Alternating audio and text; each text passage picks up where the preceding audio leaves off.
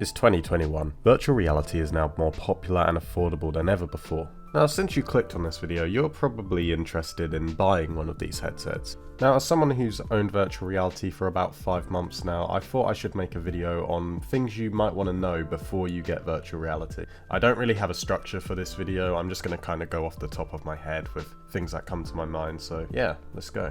Now, the first question you might ask yourself is, do I need a super expensive gamer PC to be able to run virtual reality? And the answer is kinda yes and no. If you go for a virtual reality headset called the Oculus Quest 1 or 2, you don't actually need a gaming PC to run VR games. Now, this means your title will be limited to only games that will be available on the Oculus Quest 2 or 1. So this means no PC exclusives like Half-Life Alyx, Blade and Sorcery, some other stuff, but you do get a lot of games like Beat Saber, Walking Dead Saints and Sinners, and the graphics aren't quite as great, but they're full virtual reality games and they work just as well as the PC version in my opinion. So you don't actually need a gaming PC if you want to play virtual reality. However, if you get any headset that is not the Oculus Quest, you will need a gaming PC with at least a 1060. I have a 1060 6GB, and I'd even say that's scratching bare minimum of what graphics card you need. Lots of people would recommend at least a 1070 just to be comfortable, and they are getting a bit expensive, especially with the shortages recently.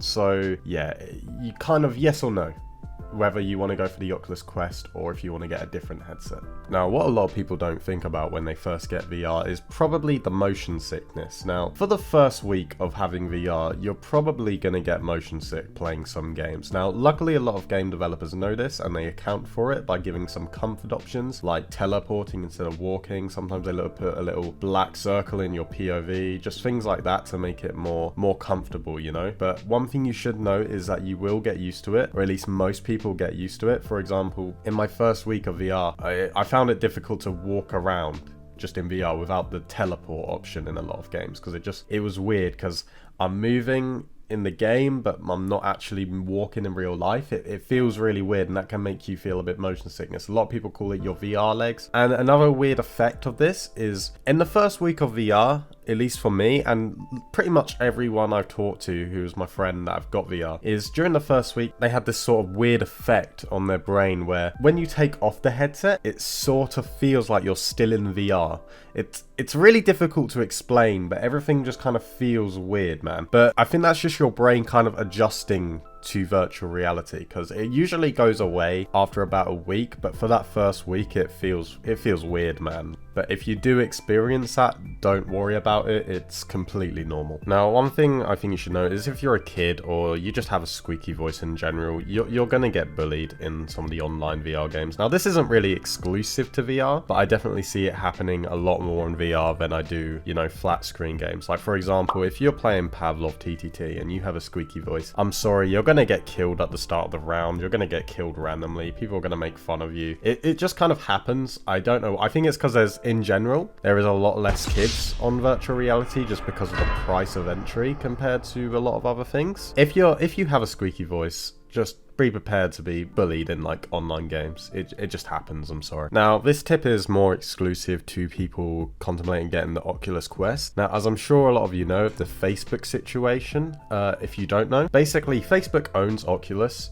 so you need a Facebook account to use the Oculus Quest, and that has all of its own privacy issues, right? I'm not going to get right into that, but what you should know is when you make that Facebook account, use your real details. Now, you can't have a Facebook account if you're under 13, so I would just recommend staying away from it if you are under 13, because you're technically breaking the TOS and you could be banned. And you want to use your real details, because if they ask for identification, if your account gets suspended for any reason, it can be random. It's happened to people before. Sometimes you have to send in verification, and if you're unable to do that because you used a fake name or something, then you've essentially bricked your Oculus Quest, right? It's a paperweight now. If you do get an Oculus Quest and you're happy that you have to use Facebook, you know, just make sure that you use your real details, otherwise you're risking basically bricking your headset and turning it into an expensive paperweight. Now this is one I don't see a lot of people covering, but when you get a VR headset, no matter what headset it is, wear your straps on the controllers, man. Wear your straps. Remember the Wii remote warning you used to get when you played the Wii? Wear the straps, man. In VR, you're gonna do dumb shit, okay? I've had times where I've got like a cup in my hand in VR, and I'll go to put it on a virtual table or something, and I'm so immersed, I drop the controller just on the floor, and a lot of VR controllers are a bit delicate. Like the Oculus Quest one, I found is pretty resilient actually, but I've heard things like the index controllers, I've heard they break if you so much as breathe on them, man. So if you get a VR headset, make sure you just be careful, you know, wear the safety straps, because even if like you don't think you're gonna do dumb shit, you're gonna pull a grenade in a game and you're gonna fucking throw your controller or something, man. Because it can get immersive sometimes and you just forget and you do dumb stuff like that. So yeah, just make sure you wear the straps, because it's just expensive and it's annoying if you've got to replace them. So just make sure you're taking care of your equipment. Now, for a lot of VR games, not all of them, but a lot of them, you're gonna need a decent play space and you're gonna need to be aware of that play space. For example, a game like Blade and Sorcery, you're gonna want to be careful, you know, because you're swinging around a sword and you can get a bit carried away and you can break something. Like I've broken a glass. I have a clip of it. I'll play it now.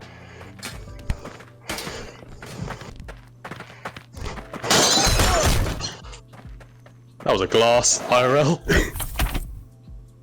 Did you just break? Did you hear that? Did a glass just shatter? I did. I broke a glass just playing virtual reality because I forgot to be aware of my play space. I've also hurt myself, you know. I punched walls, I punched furniture, you know, things like that. And I have hurt myself, not too bad, luckily, usually just like a bruise or something. But, you know, it's just important that if you're going to be playing some games like Blade and Sorcery, that you have a decent sized play space and you're kind of aware of that play space. And just basically just don't be an idiot in general. Now, this was just a few things I thought you should know about virtual reality. If you have any more questions, feel free to leave it in the comments below and I'll try and respond to you. But that's it for this video. I'll see you guys in the next one. Peace.